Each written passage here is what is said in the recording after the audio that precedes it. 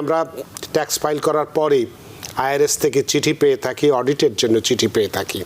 নানানভাবে এই আইআরএস থেকে চিঠি আসলে আমরা খুব উদ্বিগ্ন হয়ে যাই। এখন কিন্তু আমাদের আলহামদুলিল্লাহ আমাদের কমিউনিটির অনেক হাই ইনকাম আছে, যেখানে আমরা অতদিন ট্যাক্স দিয়ে অভ্যস্ত ছিলাম না। হঠাৎ করে এক একজনের 2 job 3 job, husband wife everybody working, and all of a sudden আপনাদের অনেক পয়সা দেওয়া লাগতেছে। ওদের একটা অ্যালগরিদম আছে, ঠিক আছে, যেখানে ওরা চুজ করে কোন ফাইলগুলো অডিট হবে, রাইট? ওই অ্যালগরিদম কিরকম হয় কেউ আসলে জানে না। অনেক মানুষ এক বাসা থেকে 2 জন মানুষ হেড অফ হাউসহোল্ড ফাইল করতেছেন, sometimes even 3 people, which is not right. আমরা ট্যাক্স ফাইল করার পরে আইআরএস থেকে চিঠি পেয়ে থাকি, অডিটের জন্য চিঠি পেয়ে থাকি।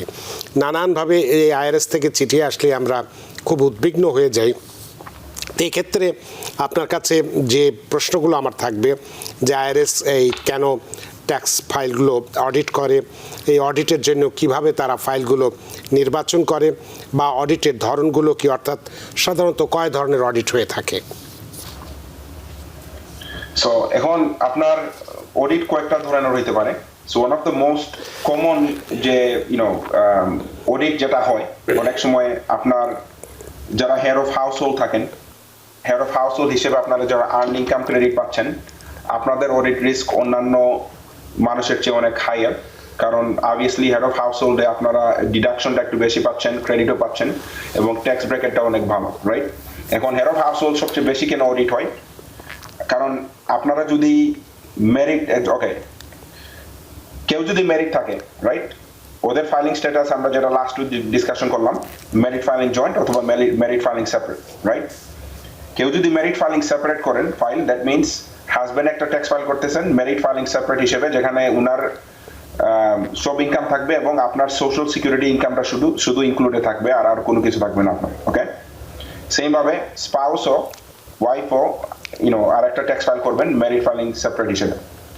তখন মেরিট ফাইলিং সেপারেট যখন ফাইলিং হয়, তখন সব ডিডাকশন অর্ধেক হয়ে যায়, কিন্তু আর্ন ইনকাম ক্রেডিট এলিজিবল থাকে না, ওকে? তার মানে একজন মানুষের যদি 2টা বাচ্চা হোক আর 3টা বাচ্চা হোক, উনি মেরিট ফাইলিং সেপারেট হিসেবে ফাইল করতেছেন লিভিং এট $20,000, উনি কোনো আর্ন ইনকাম ক্রেডিট পাবেন না, রাইট? সো নাও এখন ওই ইন্ডিভিজুয়াল যদি হেড অফ হাউসহোল্ড হিসেবে না ফাইল করেন, তাইলে উনি আর্ন ইনকাম ক্রেডিট পাচ্ছেন, তাই না? কিন্তু রুলটা হলো যে ওরা যেহেতু merit, they have to file merit. So this is why head of household is একটু খুবই এটাকে বলে মানুষের এই ফাইলিং স্ট্যাটাসটা অনেক এক্সপ্লয়েট করে, বিকজ এইটা থেকে অনেক রিফান্ড এক্সট্রা আসে। অলসো অনেক মানুষ এক বাসা থেকে 2 জন মানুষ হেড অফ হাউসহোল্ড ফাইল করতেছেন, sometimes even 3 people, which is not right. So head of household earn income credit tax ফাইলগুলো অনেক অডিট হয়। অলসো আপনারা যারা আমি যে আগে যেটা নিয়ে কথা বললাম, যারা রেন্টাল প্রপার্টি আছে, রাইট, রেন্টাল প্রপার্টি নিয়ে আপনারা যখন ফাইল করেন, যখন এক্সেসিভ লস থাকে, রাইট, এক্সেসিভ লস মানে আপনি এখন কিন্তু আইআরএস স্লোলি এআই হিসেবে যাচ্ছে, রাইট? আর্টিফিশিয়াল ইন্টেলিজেন্স ওরা স্লোলি ইমপ্লিমেন্ট করতে যাচ্ছে। এখন ওদের একটা অ্যালগরিদম আছে, ঠিক আছে, যেখানে ওরা চুজ করে কোন ফাইলগুলো অডিট হবে, রাইট? ওই অ্যালগরিদম কিরকম হয় কেউ আসলে জানে না, বাট একটা আইডিয়া করা হয়েছে যে কয়েকটা জিনিস ওরা করে। আপনি কোন ইকোনমিতে আছেন, কোন এরিয়াতে আছেন, আপনার কি জব, আপনার কোন ইন্ডাস্ট্রিতে আছেন, ওই ইন্ডাস্ট্রির একটা এভারেজ কস্ট আছে, তাই না? ধরেন আপনি যদি এখন রিটেল ইন্ডাস্ট্রিতে আছেন, তাই না, আপনার retail industry versus service industry একটু ডিফারেন্ট। আপনি যদি একটা গ্রোসারি স্টোর থাকে, আপনি যদি 100 টাকা বেচেন, আপনার কস্ট অলমোস্ট 70 টাকা হইতে পারে, 80 টাকা হইতে পারে। একজন যদি সার্ভিস ইন্ডাস্ট্রিতে থাকে, ধরেন উবার অথবা লিফট ড্রাইভার, উনার কস্ট অত হাই না একজন রিটেল ইন্ডাস্ট্রি ট্যাক্স পেয়ারের মধ্যে, রাইট? সেম ভাবে ওই লাইফ ওদের ওই ক্রাইটেরিয়াগুলো ওরা চেক করে, এবং আপনারা যখন এক্সেসিভ লস নেন একটা ইন্ডাস্ট্রিতে, তখন ওরা অনেক সময় আপনাকে ফ্ল্যাগ করবে। ফর এক্সাম্পল, আপনি W2 তে কাজ করেন এবং আপনার একটা স্কেজুল সি আছে, তার মানে আপনি অলসো সেলফ এমপ্লয়েড। এখন সেলফ এমপ্লয়েড যেহেতু স্কেজুল সি, ওইখান থেকে যখন এক্সেসিভ লস আসতেছে, তার মানে আপনি এক্সপেন্স অনেক দেখাইছেন এবং আপনার W2 ইনকামটা অফসেট হচ্ছে, রাইট? মানে W2 ইনকামটা কমে গেছে, তার মানে আপনার রিফান্ড বাড়তেছে, ট্যাক্স লায়াবিলিটিও কমে গেছে। ওই ট্যাক্স রিটার্নগুলো অনেক অডিট হয়। এখন এর মানে নয় যে আপনার ওই এক্সপেন্সগুলো আপনি নিতে পারবেন না। দ্য আইডিয়া হিয়ার ইজ আমাদের গোল হইলে আপনাদেরকে এডুকেট করা, রাইট? এখন আসলে যদি দেখা গেছে যে আপনি একটা ই কমার্স ব্যবসা খুলছেন, অ্যামাজন করতেছেন, Shopify, Walmart, whatever it is, আপনি অনেক মাল কিনছেন প্রথম বছরে, ব্যবসা শুরু হয়েছে বা অত ভালো যাচ্ছে না, ইয়েস আপনার লস থাকতে পারে। হাজব্যান্ড ওয়াইফ দুইজন ট্যাক্স ফাইল, একজন W2 আছে আর একজন সেলফ এমপ্লয়েড, লস আপনার থাকতে পারে। So this is Y is very important যে আপনি যে এক্সপেন্স গুলো নিচ্ছেন ওইটার ঠিক রেকর্ড কিপিং আপনারা রাখতেছেন। তার মানে আপনার ব্যাংক ট্রানজাকশন হচ্ছে কিনা না, ক্রেডিট কার্ড ট্রানজাকশন হচ্ছে কিনা না, যদি ক্যাশে পে করে থাকেন ওইটার জন্য কি আপনি রিসিট রাখতেছেন, right?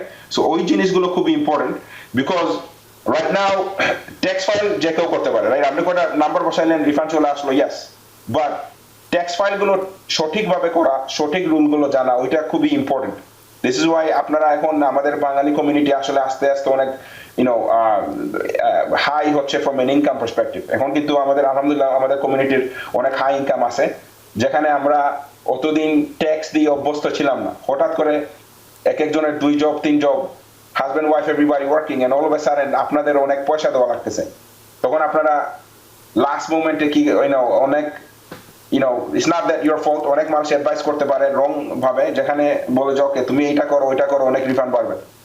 Please just try to make sure আপনারা সঠিকভাবে করতেছেন, এবং ট্যাক্স ফাইলিং শেষ হওয়ার পরে আপনার যদি কোনো ব্যালেন্স থাকে, আপনার অ্যাকাউন্টেন্টকে জিজ্ঞেস করবেন যে আপনি নেক্সট ইয়ার কিরকম ওইটা ঠিক করতে পারবেন। বিকজ আমরা ডাইনামিক ট্যাক্স, আমাদের one of the main criteria is আমরা আপনাদেরকে ট্যাক্স প্ল্যানিং অ্যাডভাইস দেই, লাইক নেক্সট ইয়ার আপনি কি করলে সুবিধা হবে, রাইট? সো ওই জিনিসগুলো খুবই important.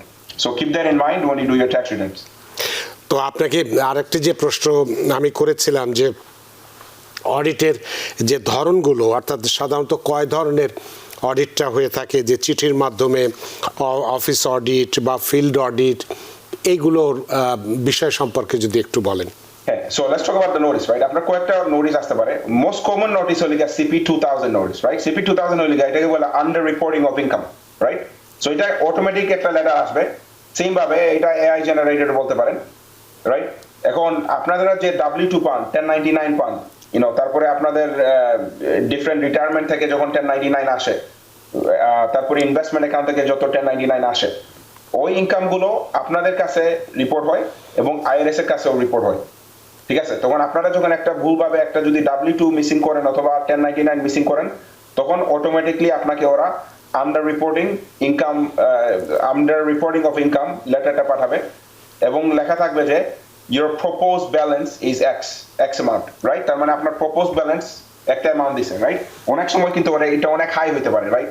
It might even be 27,000, 34,000, 50,000 depending on আপনার সিচুয়েশন। স্পেশালি আপনারা যারা ক্রিপ্টোকারেন্সির ব্যবসাতে আছেন অথবা যারা ট্রেডিং করতেছেন, যেখানে আপনাদের কস্ট বেসিস IRS এর কাছে রিপোর্ট হয় নাই, রাইট? তার মানে আপনারা যখন রবিনহুডে কোনো কিছু বেচা কেনা করছেন, IRS শুধু জানে আপনি কত টাকা সেল করছেন, ওইটা কত টাকায় কিনছেন ওরা জানে না, ঠিক আছে? তখন ওরা আপনাকে একটা আন্ডার রিপোর্টিং লেটার পাঠায় এবং ওইটাতে খুবই হাই অ্যামাউন্ট থাকে, right? Because they don't know what the cost is. So ওই লেটারগুলো খুবই ইম্পর্টেন্ট, বিকজ ওইটা যদি আপনি টাইম মতো রেসপন্ড না করেন, তখন ওই প্রপোজড ব্যালেন্সটা অ্যাকচুয়াল ব্যালেন্স হয়ে যায়, রাইট? প্রপোজ ব্যালেন্স মানে কি? IRS আপনাকে বলতেছে যে তুমি এই ইনকামগুলো রিপোর্ট করো নাই, এবং আমি মনে করতেছি যে তোমার ইনকাম ট্যাক্স অত টাকা, তুমি যদি আমার সাথে এগ্রি করো then pay the balance, if you disagree তুমি আমাকে ওই সঠিক ইনকামগুলো ঠিক করে আমাকে পাঠাও। That's basically what the letter is. এখন আপনি যদি রেসপন্ড না করেন, তখন তাইলে ওইটা অটোমেটিকলি ব্যালেন্স হয়ে গেল, right? So this is Y আপনি মেক শিওর করবেন যে IRS এর লেটারগুলো আপনারা সঠিকভাবে রেসপন্ড করতেছেন। নিউ ইয়র্ক থেকে সম্প্রচারিত TVN 24 টেলিভিশন, বিশ্বজুড়ে বাঙালির কণ্ঠস্বর।